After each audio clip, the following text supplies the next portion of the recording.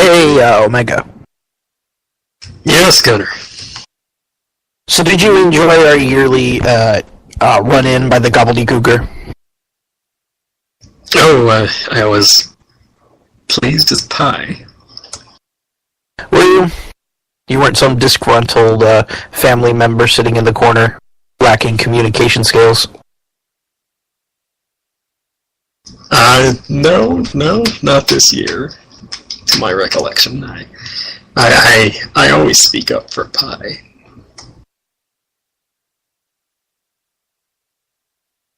All right, well, let's get into the pipe bombs and let's start the show.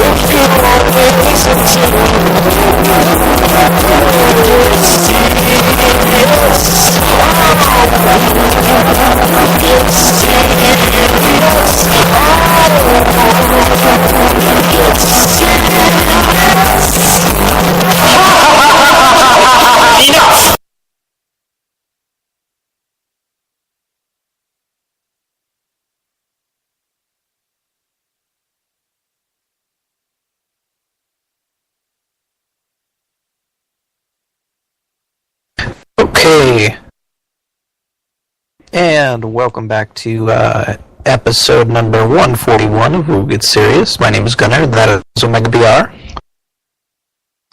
Don't you mean pie bomb? I was trying to ignore the piping hot pile of shit that was that cliche, but much like that crazy uncle that you have that talks about his nuts and bolts collection. We also have our crazy uncle here, the one and only Net Jester. Live from beautiful downtown Graffles in somebody's home who I may or may not know. Hello, everybody. Hope your Thanksgiving was nice. And other than that, yeah, Vince McMahon's at it again. We'll get into that in a minute, but joining us this week as well is our terrible technical producer, Mr. Yankum DD Poopyhead. Don't blame me because you're unprofessional and talk over the goddamn music. Well, it's not my fault. I can't hear it. Hello. Oh, it's going to be one of those episodes. Oh, yes it is. Because I tell you take a lousy month off of doing the show, and then God forbid that we take another month off because the world exploded while we were gone. Well, not necessarily while we were gone, but, you know. So, okay, I've got a few news bits here that I'm going to get into, not one, two 15-minute time limits, because there were two very big news instances this week that we are going to talk about. Okay, so Josh Matthews will likely replace Mike Tenay on the Impact announce desk, because Tenay is a fly-in from Las Vegas. So, Josh Matthews and Taz. So, SmackDown all over again. Is this a good or a bad thing? And does this mean Mike Tenay's off TNA permanently now? He's off TV, and he's given another role within the company, which gives him ability to commentate side-by-side with JR at the, whatchamacallit, the Wrestle Kingdom. Wrestle Kingdom, yep. Speaking of Wrestle Kingdom, New Japan launched NJPW World, costing $9.99 yen a month, which is about $8.50, with archive and upcoming live events like G1. So, New Japan releasing the network. I see what you did there, $9.99.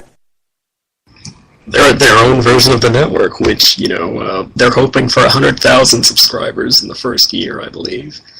And it's really kind of a good idea because, number one, a lot of their money is dependent on live gates, and number two, it gives them a huge reach in America where they don't really have it compared to the network where, you know, there's still some befuddling with some of the international markets. we'll get into that with Vince's podcast. But yeah, this is a really good service. I've heard offhand. I don't know myself, but that it's actually very good. It goes back to 2011 with their archives, and we'll have every New Japan Pro Wrestling pay-per-view, which you can watch on the network or with us in Woo.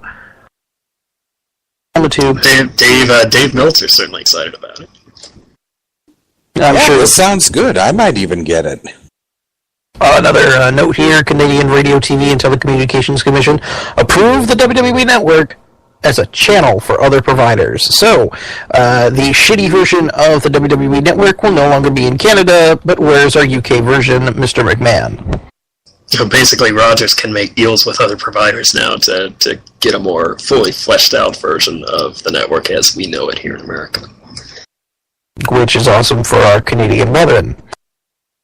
The Rock is rumored to replace Mark Wahlberg in Transformers 5. And nothing of value was lost or gained. That's for damn sure. See, they should have gotten him to play Deadshot in the Suicide Squad movie. So you know who is playing Deadshot instead? Who? Mr. William Smith. Really? Man. Well, they couldn't get Oprah to play Amanda Waller, so this was the next best thing. I bet you. Whatchamacallit? I'm waiting for the Rock and Will Smith buddy cop movie. Bad Boys 3. Oh, no. It's not going to be a buddy cop movie. Tommy Lee Jones is going to retire, and they're going to do MIB4. Getting jabroni with it? Oh, Jesus Christ. Pretty much, yeah. I'm sure I'm done. Same exact joke in 1999. Half of the Raws in 2014 have ended with a non-finish main event. So basically, some sort of schmaz or some sort of talking segment. Is it a good thing? Bad thing? Well, when it says non-finish, it means like there was a match and it ended in a non-finish, like a disqualification or, Alright. you know. So like 24 out of the 48, 49 Raws that have aired so far were a non-finish match. The match ended in a non-finish. That's not very good. Not really. But no, I was about to try and justify that, and I can't justify that at all. So here's something that just screams of irony. Eric Bischoff and Bruce Pritchard will have a debate on the Monday Night Wars the day of the Royal Rumble in Philly. Their location of choice? Is it the tiny little bingo hall that they had been so abhorrent against? No. Is it some wonderful theater downtown that Philadelphia is proud to have its own? No. You know where it is? Motherfucking Dave & Buster's. Because when I think classy, I think Dave & Buster's. So what you're telling me is that they're going to go to an adult arcade with alcohol to debate something. Is this supposed to be like a live draw thing, or is this just, hey, you can go hang out with Eric Bischoff and Bruce Pritchard down at the Dave & Buster's right before the Royal Rumble and getting your drink? That last bit, and there's probably a cover charge. Oh my God, there's probably a $20 cover charge. Right, and they get some portion. Earth. Yeah, there's no way on God's green earth that Pritchard and Bischoff should be anywhere near alcohol and just... No. This is not going to end well. I'll tell you how it ends. It's a live sex celebration. Oh, God. Oh, God. Not with those two, I don't want to see it. Oh, dear Jesus, I don't even have it down here. On the plus side, you can get some Maker's Mark ribs and Bud Lighterita. Oh, dear Jesus. The Revolutionary King of Indies tournament, masterminded by APW's Roland Alexander, will return as part of the WWN experience during WrestleMania 31 weekend. So in other words, a giant tournament to be crowned, quote, the King of the Indies. Spiritually, this is kind of a big deal, because they only really had 2 of these tournaments proper, but they were really a big deal at the time in 2000 and 2001, and a lot of people say it was a big inspiration for Ring of Honor. And you look at that 2001 tournament, you see names like Christopher Daniels and Samoa Joe, if I remember right, and of course the eventual winner with American Dragon, Bryan Danielson. And I'm sure that you'll see great names like, Samoa Joe and Christopher Daniels and Frankie Kazarian and Joey. That's a fair point. In all honesty, I think this is Joey Ryan's tournament to win. I don't even know if he's booked, but this is Joey Ryan's tournament to win.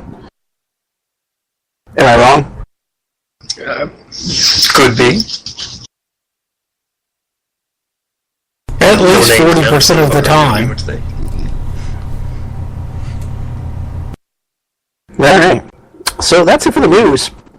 And are you guys ready for this? Because this is quite possibly some of the biggest moments in professional wrestling that we've had outside of Raw in a long while. This is the 15-minute time limit, part 1. And CM Punk's podcast. Now we're going to go through here, and I'm going to go through these points, and I'm going to run through them quickly, and we'll comment on them. So, CM Punk went on Cole Cabana's Art of Wrestling podcast, which is a great podcast. I highly recommend listening to it, because Punk, in Punk's own words, is exactly what you need to hear, because, our summary here is, it is just our summary, and I don't normally put down our podcast like this, but to sit here and say that we're the authority or we're something other than people commentating and reacting to what's going on here would be a complete and total farce and would do a disservice to this particular thing. Now, with that being said, we're going to recap what was said, and then we're going to have the guys react to it and talk about it. Here we go. So basically the highlights. WWE doctors are inept and diagnosed an MRSA staph infection as a fatty deposit, while his new doctor told him he should be dead from wrestling with it.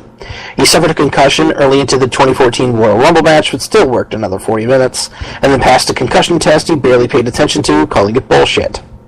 He pitched an idea for sponsors to help himself and other wrestlers, a la Brock Lesnar, to walk with Chael Sonnen out for a UFC fight. He was shot down on the premise that someone could die in a UFC cage, and the abhorrent thing of women in the UFC ring. God forbid. Or at least that was Vince's reaction. Weeks later, Triple H walked Floyd Mayweather to the ring. Vince's general attitude toward the UFC, that it's barbaric. He never had a good relationship with Triple H and always felt that he was indirect with him on matters such as payment, drug tests, and being replaced by Randy Orton in the 13 Rounds 2 WWE film. Ryback, this is something that we've speculated on, got hurt by Ryback so many times he wondered if it was on purpose, telling him it was either that he was fucking dumb, and Ryback meekly told him he guessed he was just fucking dumb. He had broken ribs from a kick on the infamous table press spot that took, quote, 20 years off of his life. Finally, enough after the Rumble when told Vince he was leaving, and so called in Triple H to rip on him for jumping on his hot angle in 2011 and not considering Bryan for WrestleMania. Vince embraced him in tears and saying he was family before he left. Punk claims he didn't officially quit the company, but he was actually fired on his wedding night after returning a Triple H call with a text about he was getting married in 2 days and would get back to him. He received the termination papers that night, which said he wouldn't be getting royalties, but hired a ruthless lawyer and got what he wanted and then some in a settlement. That was a particularly scathing portion of the interview. He's never had a working relationship with WWE again and currently despises wrestling in general, presumably no interest to go with TNA, Global Force, New Japan, or elsewhere. He currently has a pro wrestling T-shirt at prowrestlingtees.com/CMPunk. And that is it for this Punk podcast, Pipe Bomb. Now, I know Yankum hasn't listened to it, but the other guys have. What was your reaction to it when you heard the podcast at first? Oh, I would say almost a bit of shocked jubilation in a way, which I'm sure is how a lot of other people felt. I think, so many people who have been bitter and so many people who have left WWE on bad terms and said certain things but never really came out and said, listen, the company is just not run well, which is basically what he's saying here. In terms of, at least in my mind, the big thing is the medical thing, because, if you're gonna, you're on the road 300 days a year, constantly battering your body, constantly training, and then if he feels that their doctors just aren't up to snuff, particularly when it comes to something as serious as staph infection, well, then that's a big deal. And again, no disrespect to guys like, say, Tyler Rex or Michael Tarver, but, this is CM Punk we're talking about here. This is the guy, the longest reigning WWE champion of the modern age. This is the guy they let hold the belt for over a year. He was, if not the guy, just barely. Okay, we need to drill down on this real hard for a second. Not just after Punk got fired from the WWE, he went to AJ Lee's doctor. AJ Lee's doctor, the first thing he did when he showed him this thing is he said, yes, that's a staph infection, and yes, that's almost to what they call a MRSA, which is very, very bad, and he might have died from it if that thing had busted and it had been absorbed internally into a system. I mean, this is just plain ridiculous that Punk begged WWE doctors literally to cut this thing out, as professional wrestling doctors have done before, and they refused, like they didn't know what this was, they didn't know what they were doing. It just blows your mind that this could be a level of incompetence that Punk might have sued the WWE for.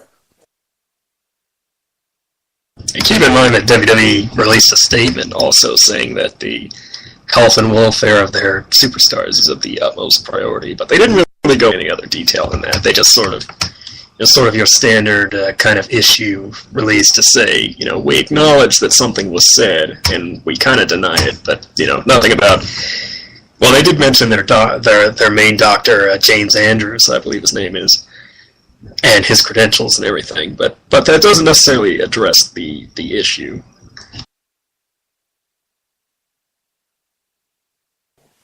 The scariest thing about this podcast, beyond the fact that Punk was decidedly, he was ignored, and he was, since he was a top guy, it was expected that he would go on, and I've heard criticisms of him being, quote, fragile.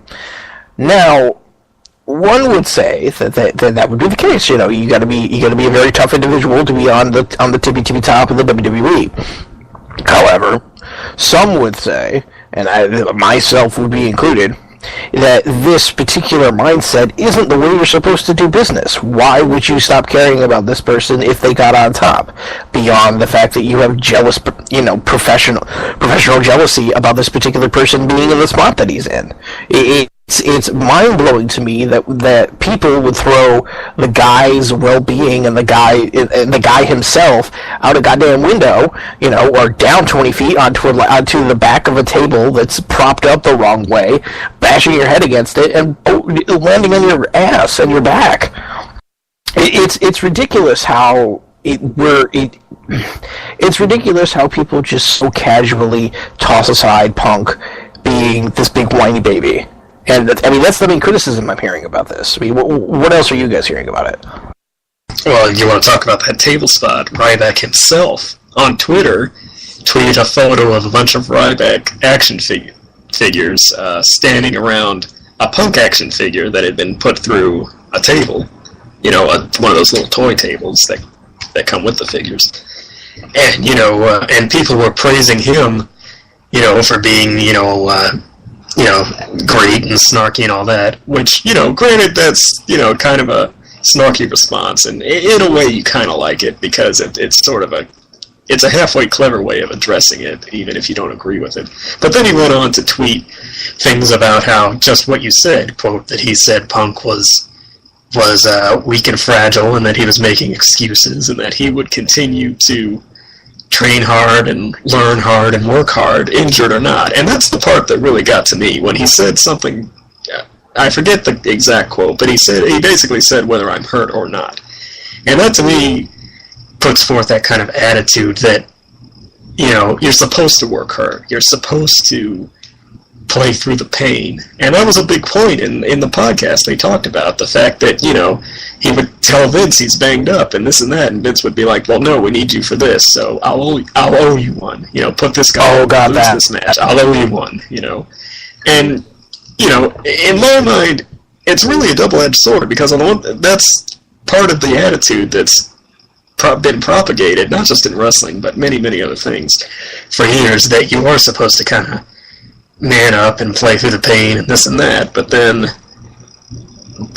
again, we're talking about your health here, and then you wonder why these guys have so many health problems, and then, you know, and again, it's a very physical sport, and it, you know, if you're dealing with, it's one thing to play through, let's say, a sprain or a broken digit, but if you have concussion, or if you have, you know, this thing that might be a staph infection, well, we're talking about possibly life and death here. This and a bucket of fish right here. You don't know what else to say it, but, you know, it does get back to the fact that Vince more or less thinks these private contractors can be, at times, pretty much his property. I mean, there's no other way to look at it, really, besides that. I just can't think of anything off the top of my head that would really come close to being something along those same lines. And another thing I want to get into real quick is the brass ring, or Vince thinks that the Millennial Locker Room is so... we'll get into that. That's the next one. That's the Vince podcast. Yeah, sorry. It's all right. We'll get into the Vince podcast in a minute. But back to this particular point, Yankum. Now, I understand that you haven't heard this podcast yet, and now reading what you've just read and hearing what we're saying, what is your reaction to all of this? Well, I mean, it's Punk's side of the story, and I don't doubt him for the most part. That they would have inept doctors wouldn't surprise me at all. But, I mean, after the first time you find out that, you know, the doctor is an idiot, isn't it kind of your responsibility to get another doctor? You know what I'm saying? Like, if I go... Okay, so let me explain you that a little bit better. So it's the WWE doctor that he's going to see. And his doctor, after, is saying to him, it's just a fatty deposit. He's like, all right, it turns green. It's just a fatty deposit. It turns purple. It's just a fatty deposit. Like, seriously, cut it out of him. And this was after he had to take a piss test, and after he had, you know, this particular walking out, it was after he had to take a piss test, after he had to do this, after he had to do bada, and he just kind of snapped about it. Now, the point that I'm trying to make here with the doctor and you know, him trying to find another doctor to actually cut it out of him, which is what he ended up doing, and you listen to the podcast. Listen to that podcast about that particular thing, because it's quite possibly one of the grossest, I don't ever want to eat anything again, ever, sections of professional wrestling podcast I've ever heard in my entire life. It basically, he didn't have a choice.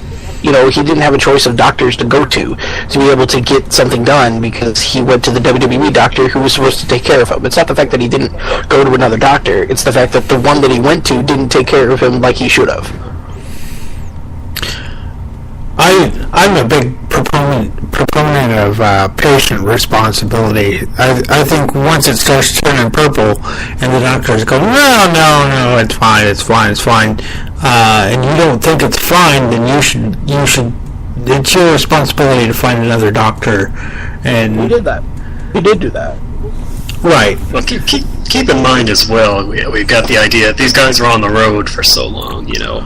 Part of the reason WWE has doctors is the fact that, you know, I think it's just a general sort of attitude of, I think it all ties back to the idea that you should work hard, or you should play through the pain, or, you know, they've made some strides with the wellness policy, and even at one point stopping matches in the middle of TV because somebody was bleeding. But then, if it's really, if even one thing he said was true as far as the diagnosis, then that's a serious thing. My dogs are weighing in there. Yeah, the dog agrees, so you must be right. The thing about them shooting down him walking with Chael's son in is bullshit. I know for a fact people have died in a boxing ring. I'm pretty sure people have died in a wrestling ring. There may have been, but I haven't ever heard of anyone actually dying inside the UFC cage. I think in general it's what he said. He thinks UFC is sort of barbaric, that whole point of, now, he said something to the effect that, you know they're going to have women in there now, and... well, I mean, it's just so hypocritical. He doesn't like it because he thinks that it competes with WWE, and it doesn't, because they're two completely separate things. And in his note in the severance papers, the no compete, you know what that includes? UFC. Yeah, this is what really drives me nuts. Number one, no compete. It wasn't TNA. It wasn't Ring of Honor. It wasn't Shakira. It wasn't anything. It even wasn't New Japan overseas. The very first one was UFC. What? Well, that does make sense, because he's trained in Gracie Jiu-Jitsu, isn't he? Yeah, he's worked with the Gracie gym, yeah. He wore their gear.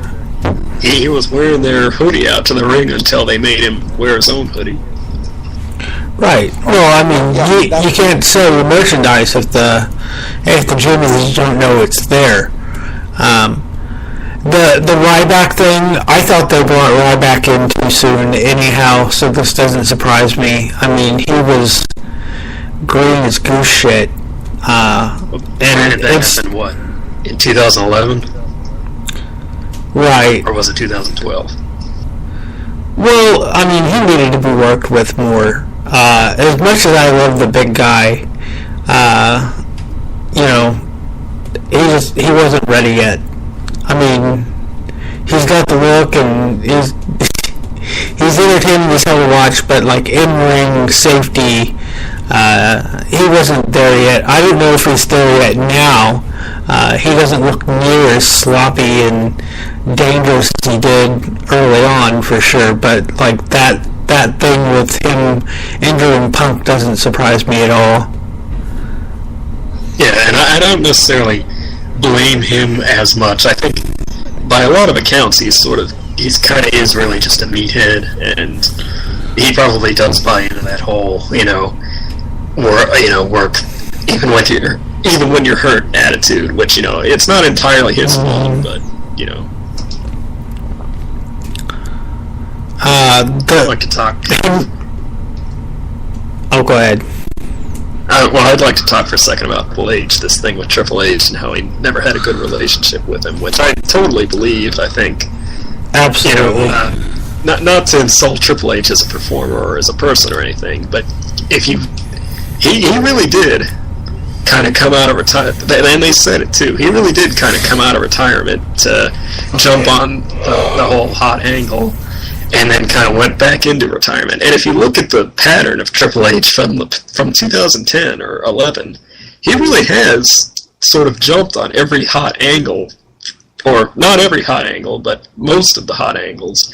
Because you look at Shawn Michaels had his great series with The Undertaker at WrestleMania. Well, then Triple H had 2 matches with Undertaker at WrestleMania, and then he had and then he jumped on with Punk in 2011, and then after Lesnar came back, he had a year-long feud with Lesnar in 2012, and then and then the summer of Daniel Bryan. Yeah, the summer of Daniel Bryan. Absolutely.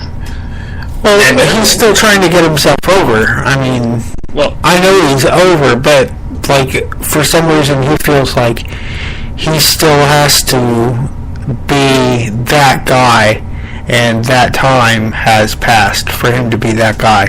But we are at the end of the first 15 minutes. Yes, this is about as over as we wish Triple H was. Please go listen to this podcast. It's on YouTube right now because iTunes isn't updating, and it's on Colt's personal website. There will be a part 2 of this, which we will talk about next week on the podcast. Check that out on Thursday. Art of Wrestling Podcast, the best wrestling podcast on the planet. Next to the next one we'll have to talk about, which is the one that happened after Monday Night Raw. Oh, yeah! In the 15-minute time limit, number 2, which is the Austin. Oh man! So Vince McMahon was on a podcast. That gentleman that we all know, love, and hate, and that kind of looks kind of pruny these days. And he said a lot more. So I'm going to read off these notes again, and then we'll react and blah blah blah blah blah. Austin challenges him on wrestling versus sports entertainment. This was a big sticking point, and if you watch the podcast as opposed to listening to the podcast, you could see the discomfort between both men with the opposite terms, with sports entertainment with Steve Austin and professional wrestling with Vince McMahon. And there's no room to piss anyone off. Vince says, well, then just don't piss people off. And Austin counters that he did it all the time. McMahon names the Shield and Bray Wyatt as reaching for the brass ring, saying no one is ambitious like in Austin's day, because everyone's afraid to fail. Austin challenges the roster to step up.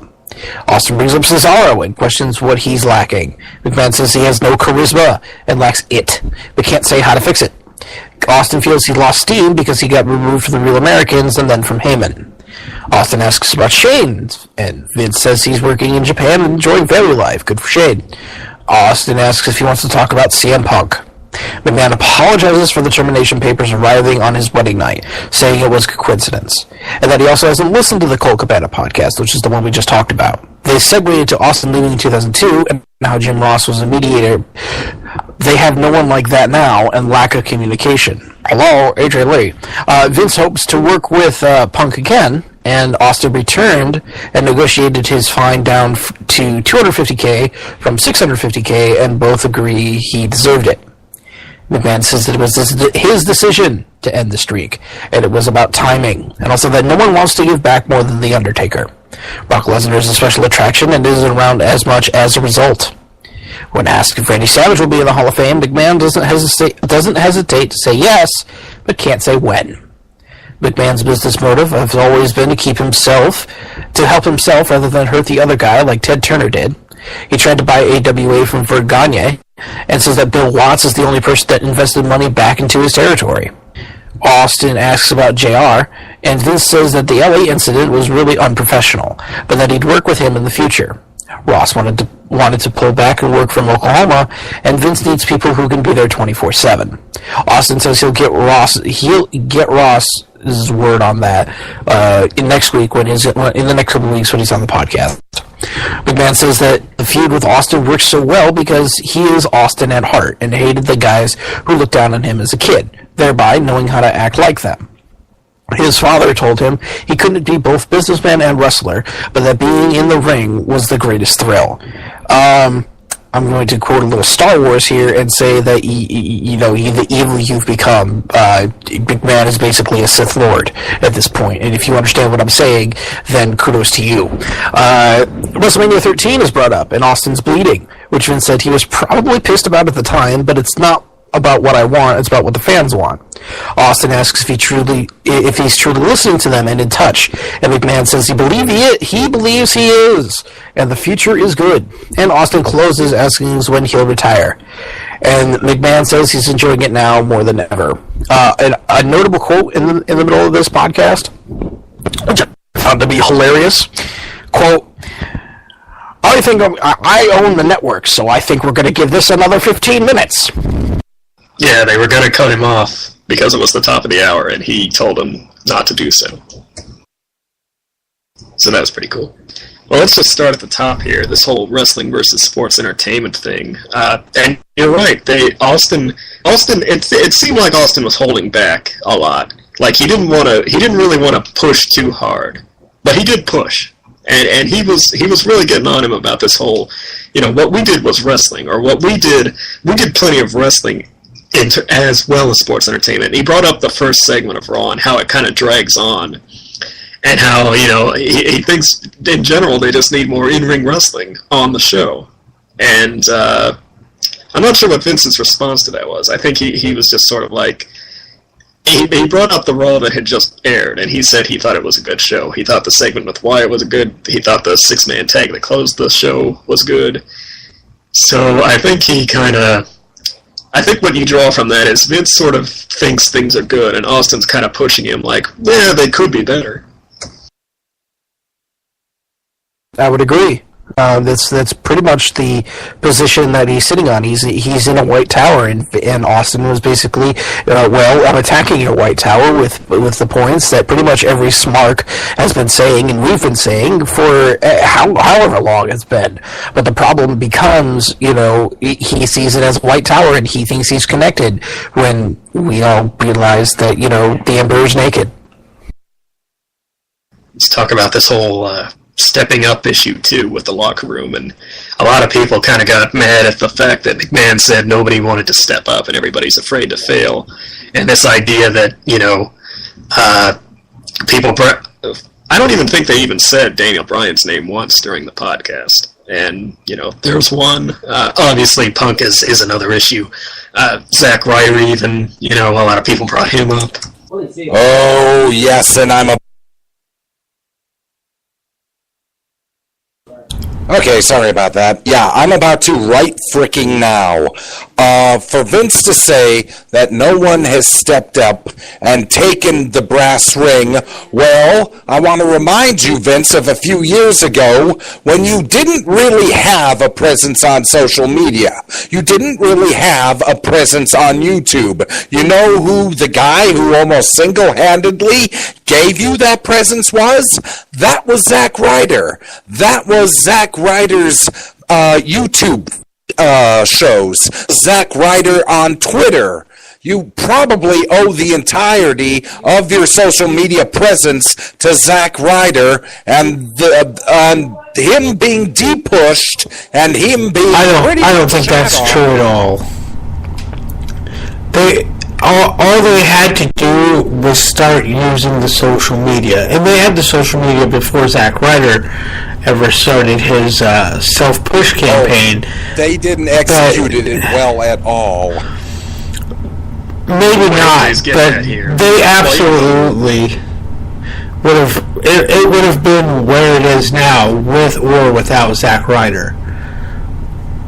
Probably, but here's the thing: what NJ's getting at is, it was Long Island IC, True Long Island Story, or I don't even remember what it was called now, but that was the ignition point for those other WWE YouTube shows, oh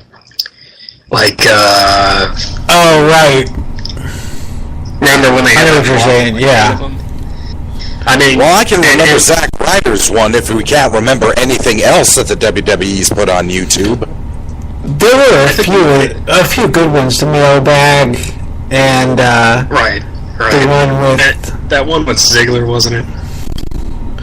Yeah, and there was one with Matthews and Road Dogg. Anyway, the point he's trying to make is that, and Tyler Rex actually was interviewed a while back, and he said the same thing. He thinks Zack Ryder's chiefly responsible for why Vince himself kind of knew about YouTube and knew that it was sort of popular and this and that. We all know Vince is kind of behind the times sometimes.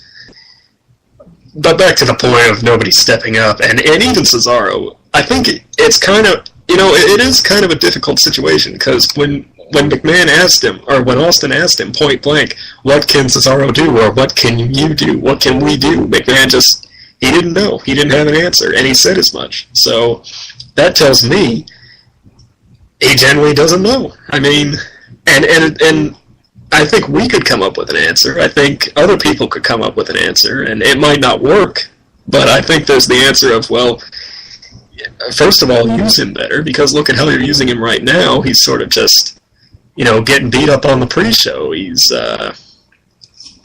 faking joining Team McMahon or Team Authority. He did get removed from the Real Americans to Heyman. Then he did kind of unceremoniously leave Heyman, and nothing really happened. He did lose the Intercontinental and United States Championships along the line. It feels like it's sort of this duality where, talk about the big swing for a second. Let's talk about that and how that was over, and how they allegedly told him to stop doing it because it was getting him over as a face when he's supposed to be a heel, that kind of thing. Grr, just grr. Exactly. It's that they put themselves into a corner with the particular Cesaro thing, and Vince is blaming Cesaro for it. I mean, that's typical Vince. But let's talk about the whole Punk thing for a second. Let's talk about how McMahon did apologize, and he seemed very sincere, and maybe it was a coincidence. Punk doesn't appear to think so because of the whole Triple H. Triple H called him, and he let it go to voicemail, and then he texted Triple H saying, "I'm getting married in 2 days, I'll talk to you later." And Punk seemed to insinuate that they did it on purpose as a result of that, which maybe they did, I don't know. I think what we have here is an issue of, in general, I think Vince does want Punk back. I think Vince likes Punk. And by the way, Brian Alvarez talked about the reaction to Punk's podcast backstage, and basically Vince was upset, but he's not furious, whereas Triple H and Stephanie are furious and want to kill the guy. So that doesn't surprise me. I mean, you think about that for a second here. It's the two that want to be in power who have been trying to get the old regime out, and going up against a guy who basically said "fuck you" to their face. I mean, that's what we got from the Punk podcast. So I mean, them being furious isn't terribly surprising. Now, what Vince said on here about this, I believed him. I believed what he was saying was true and genuine, otherwise he's the biggest. We all took it hook, line, and sinker, and he is a completely and totally reprehensible human being. I think it is possible, maybe. I think what we have here is a matter of Vince was being genuine and truthful. It's not the fact that he's necessarily evil and wants to put guys down on purpose. I'm sure he's done that. But I guess what I'm saying is, back to that Cesaro question, I think, honestly, he doesn't really have the answer anymore. He's not completely sure. I think he he makes these game time decisions on, Monday night, and they scrap 90% of the script, and they rewrite it. And then he thinks it's good, but again, to his point, he generally thinks it's good. But then you have people like Austin who will say to his face, it could and it should be better, though. So I don't necessarily know what the fix to that is. I mean, he does run the company and everything. Maybe he needs, when he says the locker room hasn't stepped up, maybe he needs more people to step up and not tell him yes all the time, I don't know. Well, that's another issue right there of how thin the roster is at this particular point. He brought that up as well, and he... Austin brought it up himself, saying that they want people to come up to the upper echelons, but they haven't had people being able to break through the glass ceiling to be able to do it. And the biggest thing that I've come to find is that pretty much anybody under the age of 30, Vince hates, because he believes that they are not as hungry as the generation before them. He said it point blank. There was no room for interpretation there. You've kind of got this bad duality, though, because on the one hand, maybe they aren't as hungry, but on the other hand, Austin seemed to tell him point blank, well, it's because everybody's afraid of making a mistake. Everybody's afraid of pissing people off. And so, do you have a guy like Wyatt who's stepping up that they seem to like, who they're allowing to be in this top spot? Or do you have a guy like Ryder who arguably also did step up and got punished for it? So does it boil down to that simple fact of if they like you, then you're in, and if they don't, then you're kind of screwed from the beginning? And we're not talking the fans there. We're talking about Vince, and we're talking about Trips. They are the ones that have to like you. Vince and Trips can go on the air, and they can talk to all the fans, and they can blow stuff out their butt about they're in charge. But at the end of the day, I don't buy it. If you tick Trips or Vince off, you're going to get punished for that. And that might be an end to your career. Yeah. Exactly. So while I believe Vince was very genuine, and he was also very candid in this interview, it's really kind of a sight to behold. You should go watch this one as well. While I believe he was genuine, I also believe that when he says things like, it's not about what I want, it's about what the fans want, I think in his own mind he believes that, but in a way he doesn't quite realize that what he wants is not what the fans want all the time, and I think he thinks that it is. So, you see what I'm saying? Absolutely. Oh, yeah. One other thing I want to touch on real fast is the Jim Ross thing. I think, and Austin even said he thinks it's a mistake to not have Ross there, and I agree. And I think, again, it's just sort of that unspoken idea of Vince hasn't always been Ross's biggest fan, and so that's why it kind of is what it is. And you mentioned Gunner, AJ Lee. The thing about that is, I don't know how well Vince likes AJ, so just because she's there and still employed, that doesn't automatically make her the best mediator. You know what I mean? It'll end up being either Austin or AJ, one of the two. Because, okay, now I'm gonna go into some speculation here. After you've heard the part 2 of the 3-part saga here, which is, the debacle of Punk, what do you believe? What do you believe is going to happen next? I mean, if you were to predict, from January 1st to January 1st of next year, do you believe that we will see Punk in the WWE ring? Do you believe that there will be some sort of coming together, or do you believe that Punk is correct and Punk is absolutely and completely done? Realistically, I don't think anything's going to happen. But ideally, fantasy booking here, I think Austin would be a mediator and say, let's do Austin versus Punk for WrestleMania 32, and, if Triple H doesn't like it, then too bad. Yeah, but of course that would never happen because Vince... Trips has as much stroke as Vince. Yes, I know you've got a buzzer. Yes, really way too much to talk about combined, even in 30 minutes. Both podcasts were really, like you said, just completely revealing and sort of this whole idea of, breaking down a lot of the things we talk about every week in terms of how the place is run. And, not to be smug about it, but, these are issues that even we as fans who essentially don't hear much except what's told can kind of figure these things out in a way.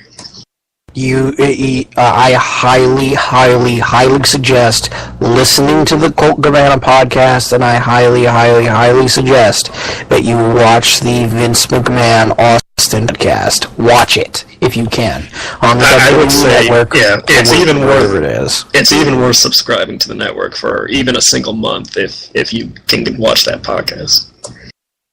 Because it quite possibly one of the most telling. It's one of the things that will define this generation. It's one of those moments that will, backstage wise, as like Montreal Screwjob and that kind of thing, and potentially even like the AOL chats. I mean, that's exactly what you need to see. You need to understand what's going on right now. Oh my lord! I can't believe you brought up the AOL chats. That thing was funny. Let me just say that was funny. All right, so I'm hungry. Are you guys hungry? I'm starving. I'm hungrier than the roster. Oh, I'm not gonna say I'm big guy hungry, but there you go. Let's do the Dairy Queen drive-thru. And with the ratings this week, yank 'em. Alrighty. Impact, we got us a look ahead.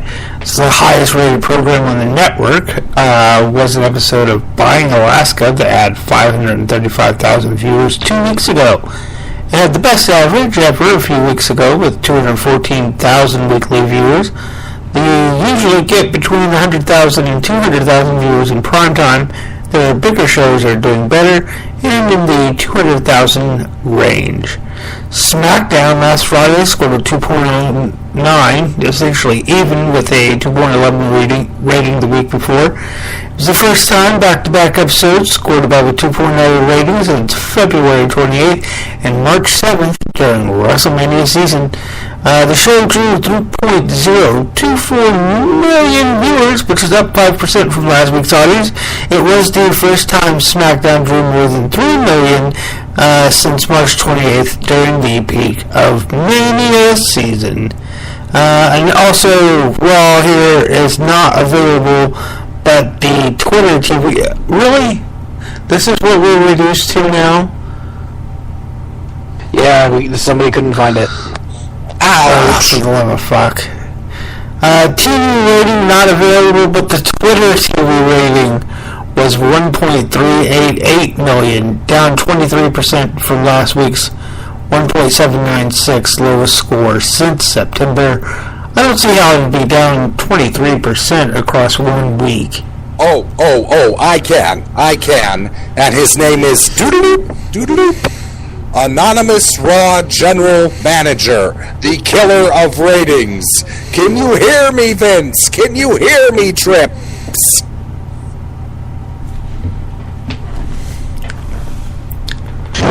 And the birthday is Matt Jester.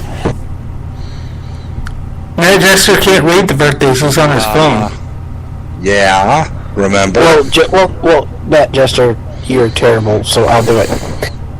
Happy birthday to, on the 3rd, Ricky Chosu and Super Crazy. On the 4th, Brooke Tessmacher and Sylvester Turkai. On the 5th, Dynamite Kid and Larry Zbyszko. On the 6th, Nick Bockwinkel and Spike Dudley and Olympico. On the 7th, there's Bruiser Bedlam, Curtis Hughes, Dean Ambrose, Rick Rude, and Sonny. On the 8th is Jarrell Clark, Michael Cole, Jimmy Rave. And the 9th is Kurt Angle. And also, let me see. It's being typed out for me right now. It's Mike Oxenher. Mike Oxenher. I must be talking about Sonny. And now it is neither This week in wrestling with Omega BR. Yes, this week in wrestling history, circa 1970, where Ray Mendoza defeats John Tolos in Los Angeles, California for the NWA United National Heavyweight title. That belt is now a part of All Japan Pro Wrestling's Triple Crown Championship. Jump to 2001, where Mitsuharu Misawa and Yoshinari Ogawa defeat Vader and Scorpio to win the Pro Wrestling Noah Global Honored Crown Tag Team title in Sapporo, Japan. And in 2006, WWE's version of ECW presents the December to Dismember pay-per-view, a notoriously bad event that only had 2 matches announced beforehand and even ended 30 minutes early. The main event, an Extreme Elimination Chamber match for the ECW Championship, featured weapons in each of the chamber's cells. Sabu was scheduled to compete in the match until he was found knocked out backstage, being replaced by Hardcore Holly. CM Punk was eliminated first, drawing much ire from the crowd, followed by Holly, and then Rob Van Dam. Bobby Lashley would eventually win the match by eliminating Test and then champion Big Show. The event had an attendance of about 4,800 and received 90,000 pay-per-view buys, only 55,000 being domestic, the lowest buy rate in WWE history. Paul Heyman would be removed from WWE 1 day later, shouldering the blame, and would not return until 6 years later.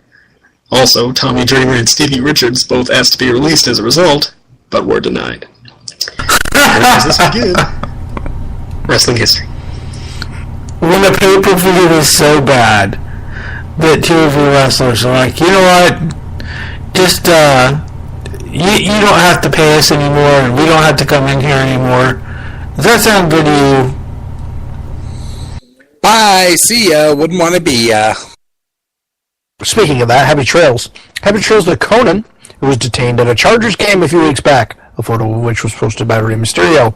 Conan explained there was an increased police presence due to a heated rivalry between the two teams, and resisted a person he didn't realize was an officer. And to Scott Hall, who tweeted that his son Cody has stolen over $1,000 from him. Cody responded saying bills came due and he put them on his dad's card without asking. Sounds like a familiar thing. Oh boy.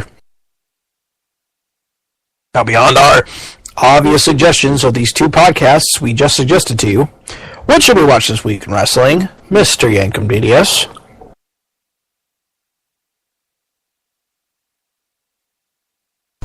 Well, I don't know. Shit, we've got TLC coming up, right? So, go to the other guys and let me come up with a good TLC match. Manchester?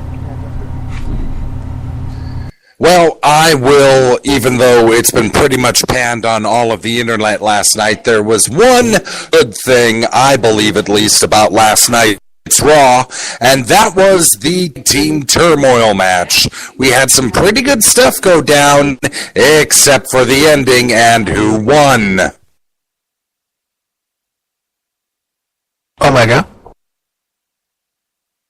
One thing they mentioned during the Austin McMahon podcast was the match at St. Valentine's Day Massacre in your house.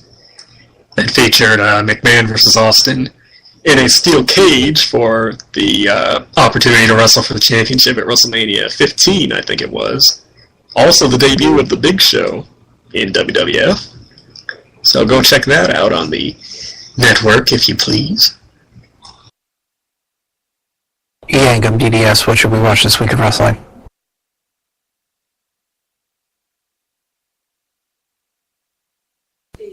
If you've gone to dogs already...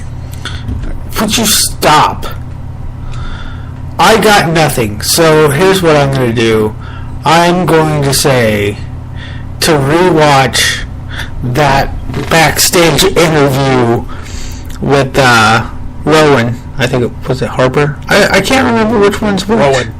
Rowan. Yes, Rowan, who's apparently a fucking genius and a classically trained guitarist. 144 IQ. That's high. And a winemaker. I don't know. Yes, I don't know if this is actuality or if this is proof that the fans need, that we've needed for a long time now, that WWE Creative needs a rope tied around some part of its body and drugged down the street. This is just ridiculous. No. Big Red. What? No, it's funny. This is actually good. And he solved a Rubik's Cube, but he solved a Rubik's Cube while doing a promo. Yes, he solved a Rubik's Cube while doing a promo and not even looking at it. He didn't even look at it. He just had it off to the side. We all know that was a pass-off. We all know that was a pass-off. Pass off. He was the most interesting man behind a sheep mask. Exactly. This is Bob Black, I'm telling you. This week I'm going to tell you to watch WWE TLC match. It is going to be the one with Ric Flair. And I think, was it The Miz? I believe it was. Ric Flair and The Miz for the WWE Championship. Do you remember this? Why do you hate the people that listen to this show? Because you get to see I think I saw that one live, actually. Were you there live or anything? I think so. Was it TLC or was it Omega? I wouldn't admit that in public. Okay. No. It was a Raw. It was a Raw. was it a TLC match or was it just a ladder match? It was a TLC match. Yeah, it was a match. Yeah, that's right. I remember. I just know. No, I remember everybody started chanting 17, 17 at, for 17 championships. Yeah, no. with that said, be sure to follow us on Twitter, twitter.com/smarksnark. We have a Facebook that gets... Was the actual... It was against Edge. It was January 16th, 2006 edition of Raw, and it was the 5th TLC match, the first in over 3 years, and it was Edge against Ric Flair in Raleigh, North Carolina. So it's not Always your friend. That's the one I meant for you to see because it's extremely interesting. But yes, like Jacob said, we have a Twitter, twitter.com/smarksnark. We have a Facebook, facebook.com/smarksnark. What, Jacob? Are you mad? Are you upset? I'm flabbergasted. Does that upset you? Am I under your skin right now? Punk clip, punk clip, punk clip. And that's the bottom line, cause Stone Cold said so. Whatchamacallit? Yeah, I'm done. I don't know. Probably not anything good if you're trying to call it. Oh, no, I'm done. Alright. So, Facebook.com/smarksnark and Spreaker.com/smarksnark. You should definitely hang out with us on Twitter when we tweet. We do tweet every pay-per-view. We try and make it through Raw if we can. No promises are made. Yes. Because that. Because I'm getting the fuck out of here. So, for Omega BR, for Gunner, for NetJester, let me say, thank you for listening, and we wish you the best in all your past, present, and future endeavors. Also, NetJester, you're a douchebag. I hate you, Gunner! You fucking bastard!